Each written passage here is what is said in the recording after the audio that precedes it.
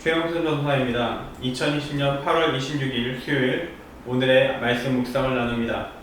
오늘 말씀 본문은 예레미야 34장 8절부터 22절 말씀이며 말씀의 제목은 끝까지 돌이킬 때에 새로운 길이 있다입니다.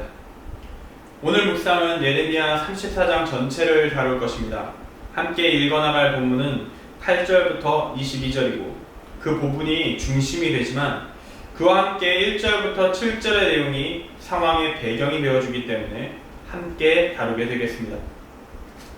먼저 말씀을 읽겠습니다. 예레미야 34장 8절부터 22절 말씀입니다.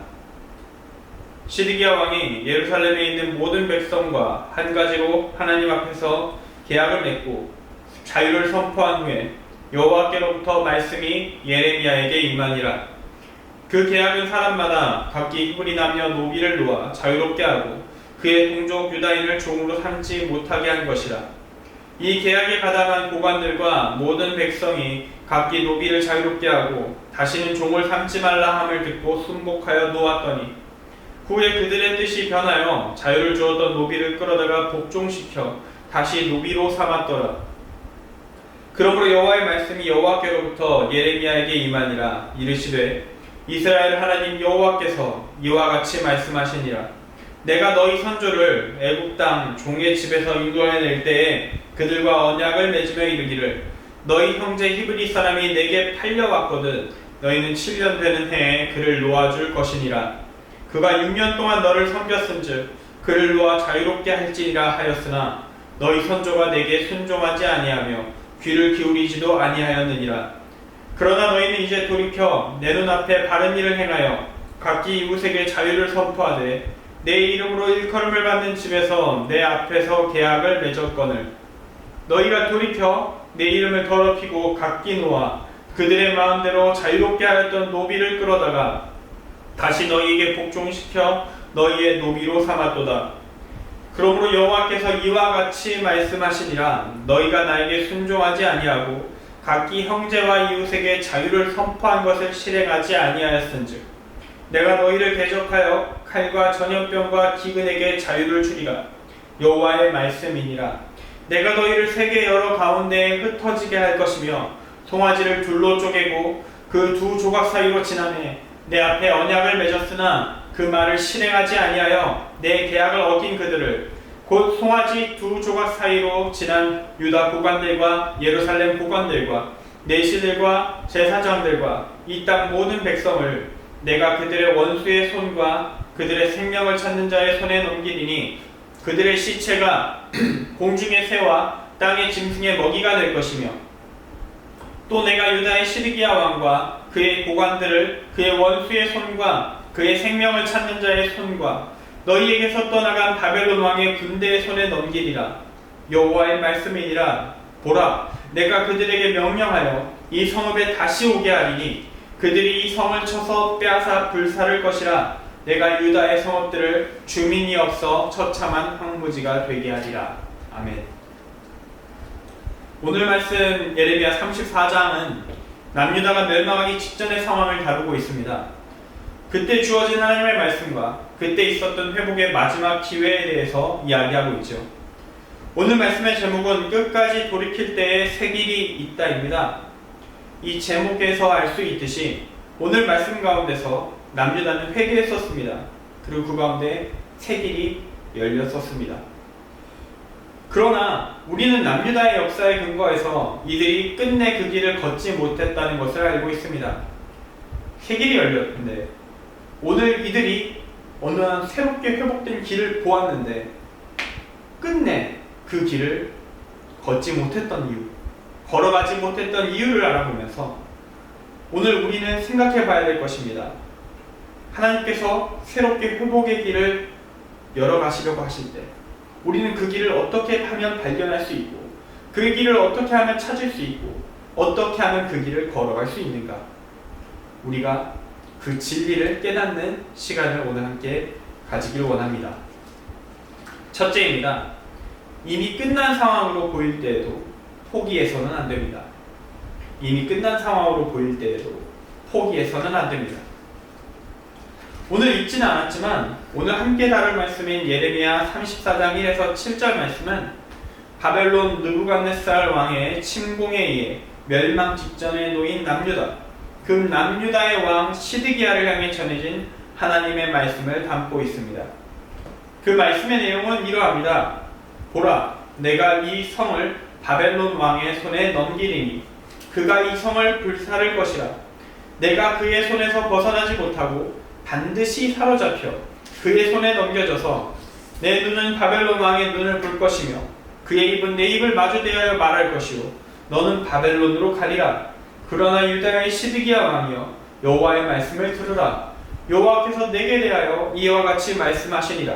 내가 칼에 죽지 아니하고 평안히 죽을 것이며 사람이 너보다 먼저 있은 내 조상들 곧 선왕들에게 분향하던 것 같이 내게 분향하며 너를 위하여 애통하기를 슬프다 주여 하리니 이는 내가 말하였음이라.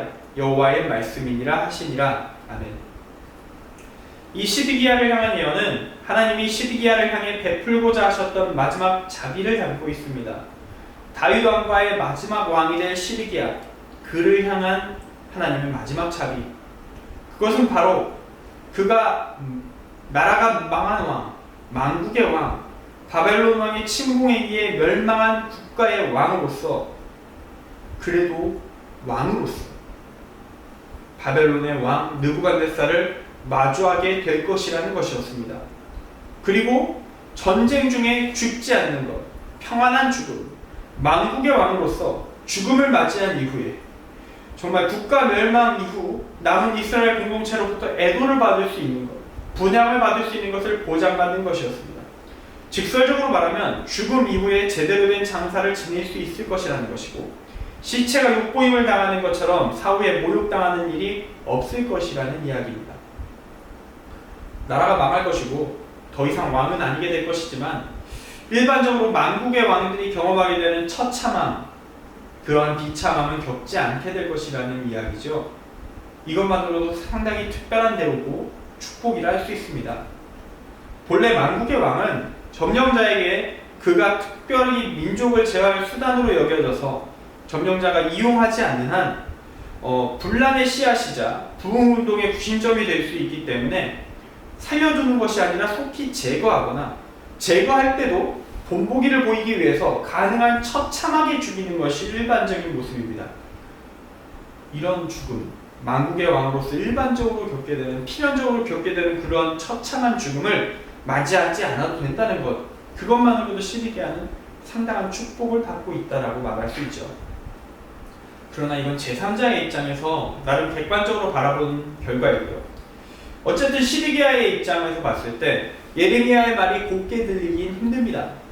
어쨌든 나라 망할 거란 얘기고, 자신이 이제 왕위를 잃게 될 것이란 이야기고, 망하고 포로 신세가 돼서 절대로 편하진 않겠죠. 그 과정 가운데 포로 중에서 비교적 좋은 상황을 맞이하게 될 것이다. 이 정도의 예언인데 그 예언이 어떻게 좋게 들리겠습니까? 비아냥으로나 들리지 않으면 다행인데, 놀랍게도 시드기야는 이때 예레미야의 예언을 비교적 진지하게 받아들인 것 같습니다. 그리고 놀랍게도 회개의 첫걸음을 내딛습니다. 그는 이제 하나님의 말씀에 근거한 정책을 시행합니다. 그것이 바로 34장 8에서 9절 말씀의 이야기입니다. 시드기야 왕이 예루살렘에 있는 모든 백성과 한 가지로 하나님 앞에서 계약을 맺고 자유를 선포한 후에 여호와께로부터 말씀이 예레미야에게 임하니라. 그 계약은 사람마다 각기 히브리 남녀 노비를 놓아 자유롭게 하고 그의 동족 유다인을 종으로 삼지 못하게 한 것이라. 아멘. 이 하나님 앞에서 맺은 언약, 계약을 통해 이루어진 자유의 약속은 출애굽기 21장 2절 말씀, 내가 히브리 종을 사면 그는 6해 동안 섬길 것이요 7째 해에는 몸값을 물지 않고 나가 자유인이 될 것이며, 이 말씀에 대한 실제적인 이행이었습니다. 이스라엘 백성이 타락한 이래 노예를 지속적으로 유지하기 원했던 인간들의 탐욕의 발로로 거의 지켜진 적이 없던 율법입니다. 이 율법이 정말 오랜만에 정상적인 기능을 찾은 것이죠. 이러한 하나님의 뜻을 따르는 시드기야의 변화, 하나님은 시드기야의 이 모습들을 계속 지켜보고 계셨습니다. 사실 거의 국가가 망할 지경에 이르렀고 이제 왕위를 곧 보존할 수 없게 될 것이라고 예상되는 그 순간 공식적으로 하나님의 말씀으로 국가의 멸망을 예언받았고 자신의 안위만 간신히 보존할 것이라는 약속을 받은 시드기야 더 엉망으로 망가져갈 수 있었을 것입니다. 모든 것이 끝났다 여기면서 더 포갑적이고 더 지독하게 하나님에 대한 저항을, 더 타락한 모습을, 더 엉망진창으로 나아가는 그 삶을 살 수도 있었을 것입니다. 이제 끝인데 뭘 못하겠습니까? 그러나 이때의 시드기야는 뭔가 깨달음이 있었는지 새로운 모습, 조금 더 변화된 모습을 보여주고 있습니다. 사실 이것이야말로 그동안 그토록 하나님이 원하셨던 남유다의 긍정적인 변화의 시작이었습니다. 하나님은 이러한 변화 과정을 주시하십니다. 과연 끝까지 갈 수 있는가?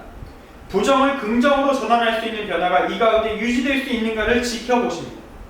끝이라고 생각될 때일수록 우리는 돌이켜야 한다는 사실을 여기서 알게 됩니다. 하나님은 자비 하나님이십니다. 사랑의 하나님이십니다. 돌이키는 자, 진실로 온전히 돌이킨 자에게는 새 길을 열어주시는 분이 하나님이십니다. 이 진리를 깨닫고 나 자신을 매 순간 돌아보고 회개하면서 모든 순간 여호와께 돌아가는 우리 모두가 되길 바랍니다. 둘째입니다. 회개는 순간이 아니라 끝까지 가야만 온전한 것입니다. 당시의 시드기야는 바벨론과 대적하기 위해서 남방의 전통적인 강국 애굽, 이집트와 손을 잡은 상황이었습니다.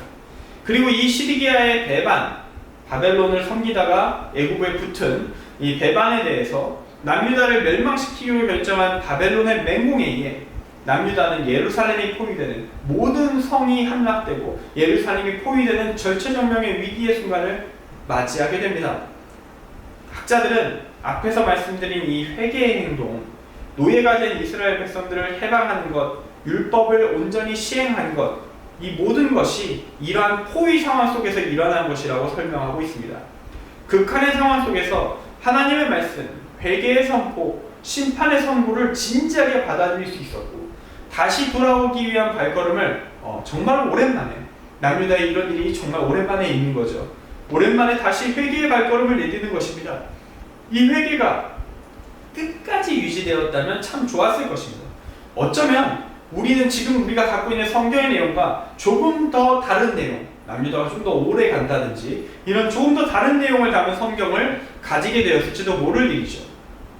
하지만 이 회개는 온전하지 못했습니다. 예레미야 37장 5에서 8절을 보면 이때 예루살렘의 포위가 일시적으로 풀리게 된다는 사실을 확인하게 됩니다. 시드기야와 손을 잡은 애굽, 이집트는 바벨론의 위협적인 군사행동을 보였고 바벨론은 그에 대해 대응하기 위해서 예루살렘에 대한 포위를 일시적으로 풀었습니다. 5절부터 8절, 예레미야 37장 5절부터 8절을 읽어드리겠습니다. 바로의 군대가 애굽에서 나오매 예루살렘을 에워쌌던 갈대아인이 그 소문을 듣고 예루살렘에서 떠났더라. 여호와의 말씀이 선지자 예레미야에게 임하여 이르시되 이스라엘의 하나님 여호와께서 이와 같이 말씀하시니라. 너희를 보내어 내게 구하게 한 유다의 왕에게 아뢰라. 너희를 도우려고 나왔던 바로의 군대는 자기 땅 애굽으로 돌아가겠고 갈대아인이 다시 와서 이 성을 쳐서 빼앗아 불사르리라. 아멘. 그리고 포위가 풀리고 위기가 넘어선 것을, 위기가 좀 지나간 것을 느끼자마자 시드기야는 물론이고 고관들과 모든 이스라엘 백성들, 특히 노예를 부리고 있었던 모든 자들은 모조리 노예들을 회수하기 시작합니다. 해방돼서 집으로 돌아간 이들, 자유민들을 다시 속박하고 붙잡아서 노예로 부립니다. 11절 말씀입니다. 후에 그들의 뜻이 변하여 자유를 주었던 노비를 끌어다가 복종시켜 다시 노비로 삼았더라. 이렇게 하나님의 말씀이 좀 지켜질 것 같았는데 그 말씀을 다시 덮어버리고 파괴해버리고 인간의 이기적인 욕구만이 남유다를 지배하기 시작했습니다.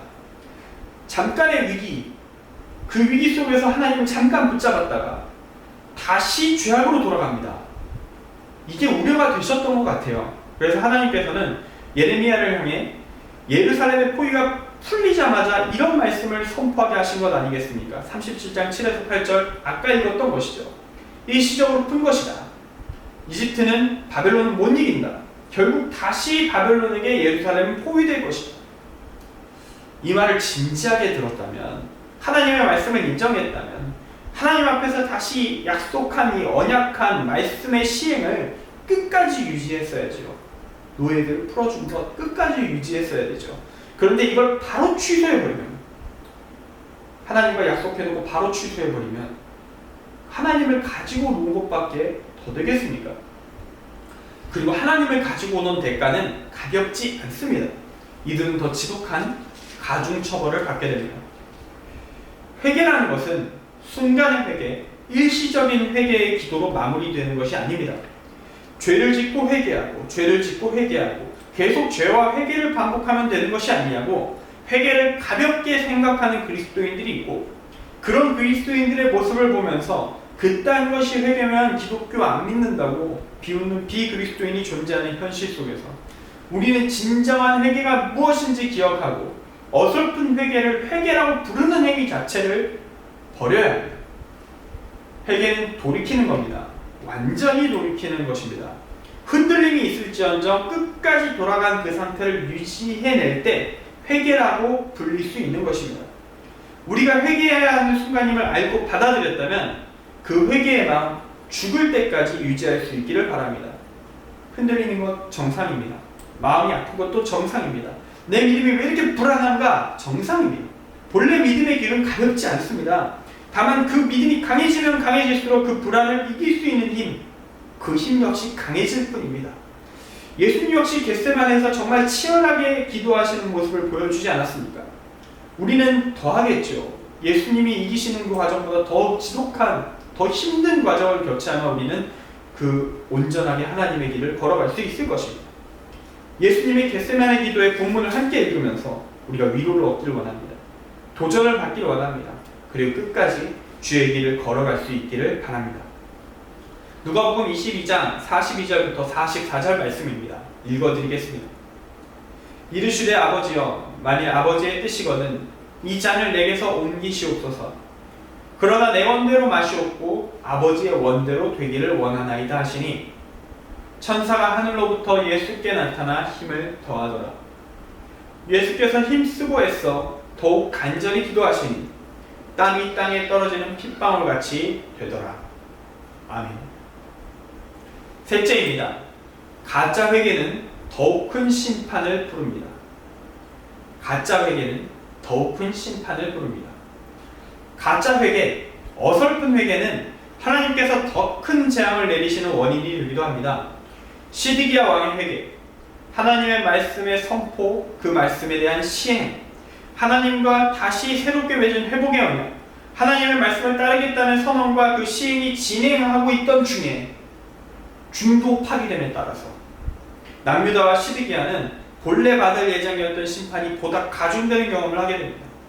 어쩌면 끝까지 제대로 회개했다면 새로운 길, 구원의 길이 남유다와 시드기야에게 명확하게 보여졌을지도, 열려졌을지도 모르는데, 그 길이 좀 열리락 말락했을 때, 좀 보일락 말락했을 때 그들 스스로 열릴 것 같은 문을 닫아버리고 못을 박아서 다시는 열리지 않게 해버린 것이죠.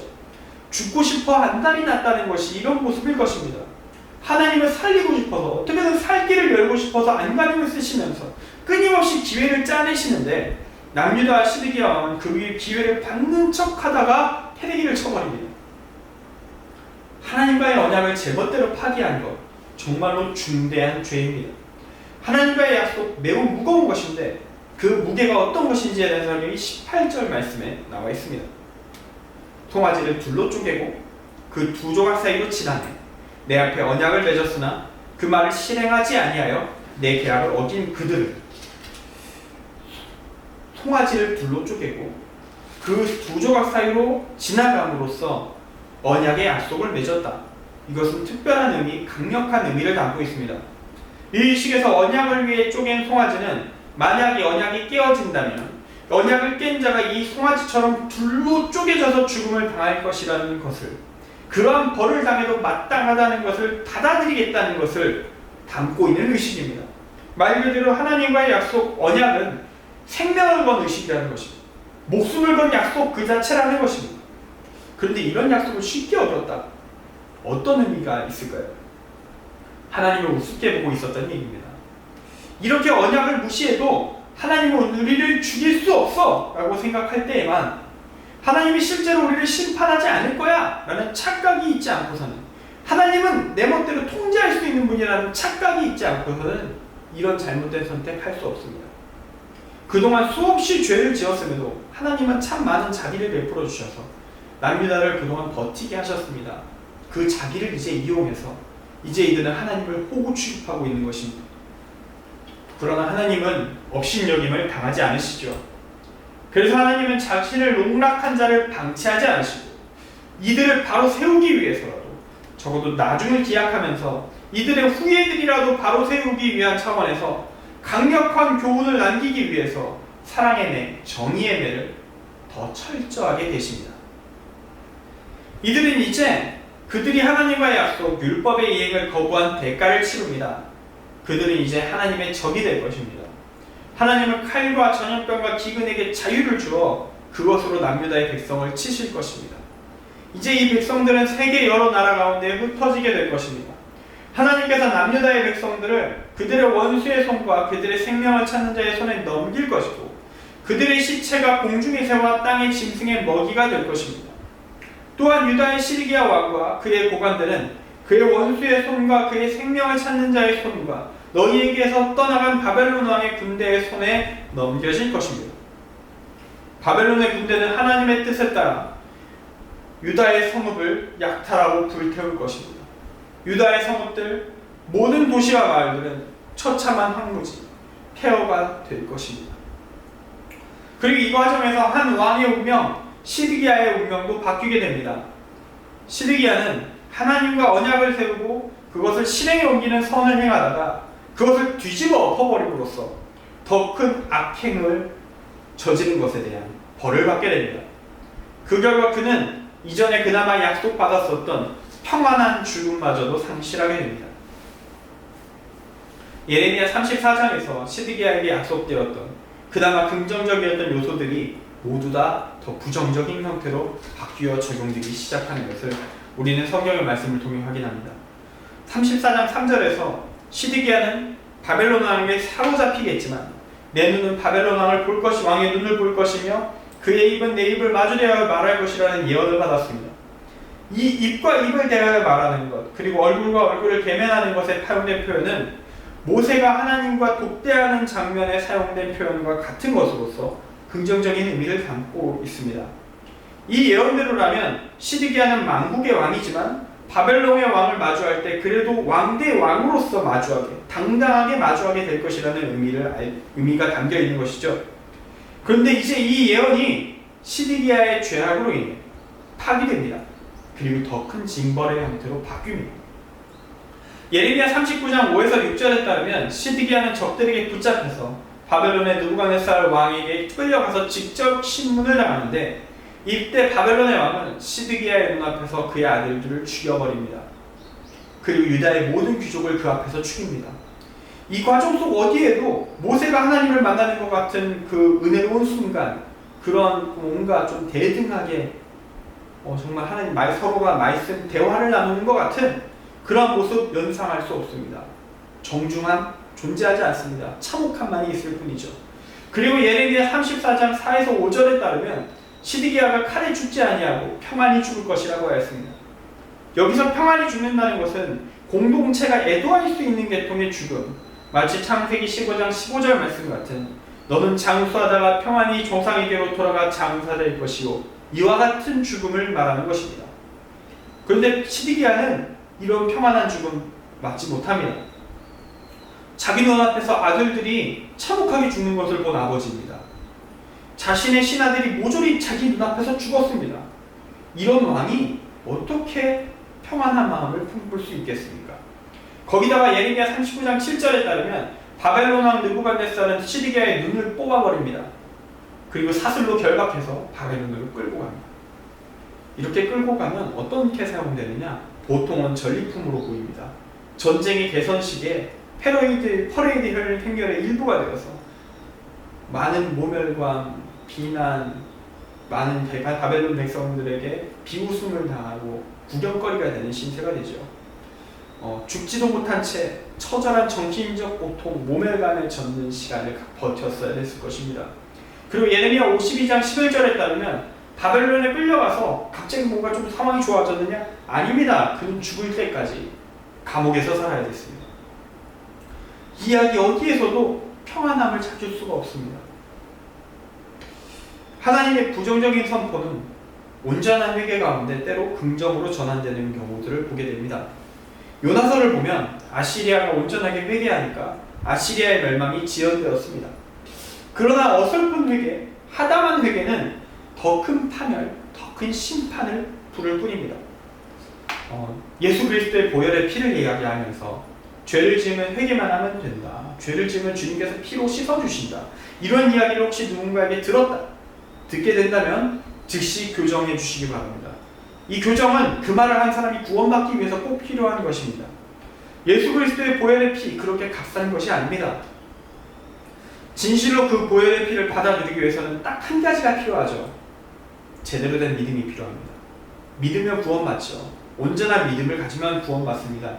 온전한 믿음을 가지려면 참된 회개가 선행되어야 할 것입니다. 가짜 회개, 가벼운 말, 던지는 듯한 회개, 장난처럼 하는 그런 말들, 회개가 아닙니다. 하나님을 농락하려 시도한 것입니다. 더 지독한 심판을 받게 될 것입니다. 우리 모두가 온전한 회개, 참된 믿음을 가진 자가 되어서 구원받기에 합당한 존재로 살아갈 수 있기를 바랍니다. 이제 말씀을 정리합니다. 오늘 말씀의 제목은 끝까지 돌이킬 때에 새로운 길이 있다입니다. 하나님은 사랑의 하나님이시기에 우리를 끝까지 포기하지 않으십니다. 최후의 최후 정도로 우리가 망가져 있을지라도 우리가 다시 회개의 징후를 보이고 있다면 하나님은 우리의 그 모습을 주시하시고 응원하십니다. 끝까지 온전한 회개를 이루기를 바라고 지켜보십니다.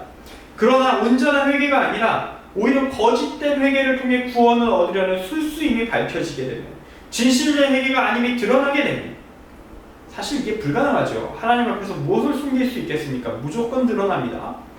그렇게 회개가 아니라 죄악의 연속임이 확인된다면 그때 임할 심판은 더 엄청날 것입니다. 심판의 순간은 더 가속화될 것이고 그 강도는 더 세질 것입니다. 그러므로 회개는 온전해야만 합니다. 온전해야만 회개입니다. 그리고 온전한 회개가 정말로 이루어진다면 죄악으로 가득 차 있는 상태일지라도 새로운 길이 회개한 자에게 주어지게 됩니다. 예수님이 돌아가실 때, 십자가에 매달리셨을 때 그 옆에 매달린 두 강도가 있었는데 그 중에서 한 명은 회개하고 구원받았다고 성경은 기록합니다. 예수님께서 그에게 낙원을 약속하셨죠. 예수님은 그의 회개가 진실됨을 알아보셨습니다. 그리고 그의 요청에 그래서 긍정적으로 응답하신 것입니다. 그 회개가 온전함을 예수님이 증명하신 것입니다. 이 예수님의 입증이 아니었다면 우리는 그 강도가 회개했다고, 진짜 진실하게 회개했다고, 구원받았다고 생각하기 힘듭니다. 근데 예수님이 확정하셨기 때문에 우리가 믿음을 가지고 저렇게 제대로 회개하면 구원받을 수도 있구나, 막판에 제대로 회개하면 구원받을 수 있구나라는 정보를 얻게 되죠. 그러나 이런 회개 정말 쉽지 않을 겁니다. 예수님이 증명하셨기에 우리가 그걸 받아들이는 것이지, 실제로 그런 회개의 말들 중에 얼마나 많은 가짜들이 있을까요? 죽기 직전에 사형수가 외치는 천국 가고 싶다고 기독교를 개종하겠다고 하는 말들이 어디까지가 진실일까요? 하나님만이 아시겠죠. 거짓된 회개는 더 큰 심판으로 돌아옵니다. 우리는 온전한 회개만을 회개라 인정해야 될 것입니다. 예수님의 말씀, 우리 강도의 구원을 약속하시는 예수님의 말씀으로서 오늘의 말씀 묵상을 마무리하겠습니다. 누가복음 23장 39절부터 43절 말씀입니다. 달린 행악자 중 하나는 비방하여 이르되 내가 그리스도가 아니냐, 너와 우리를 구원하라 하니, 하나는 그 사람을 꾸짖어 이르되 내가 동일한 정죄를 받고서도 하나님을 두려워하지 아니하느냐. 우리는 우리가 행한 일에 상당한 보응을 받는 것이니 이에 당연하거니와 이 사람이 행한 것은 옳지 않은 것이 없느니라 하고, 이르되 예수여, 당신의 나라에 임하실 때에 나를 기억하소서 하니 예수께서 이르시되 내가 진실로 내게 이르노니 오늘 내가 나와 함께 낙원에 있으리라 하시니라. 아멘. 기도하겠습니다. 주님, 오늘 하루도 주님께 맡겨드립니다. 나의 몸과 마음을 주관하시고 모든 순간 주 하나님 앞에 바로 선자로 살 수 있도록 나를 인도하시고 다듬어가 주시옵소서. 우리의 연약함을 다스리시고 나의 부족함을 채워나가 주님께서 원하시는 사명, 내가 감당해야 할 일들을 온전히 감당할 수 있게 하셔서 각자의 자리에서 세상의 빛이자 소금으로 온전히 살아가게 하옵소서. 예수 그리스도의 이름으로 기도드립니다. 아멘.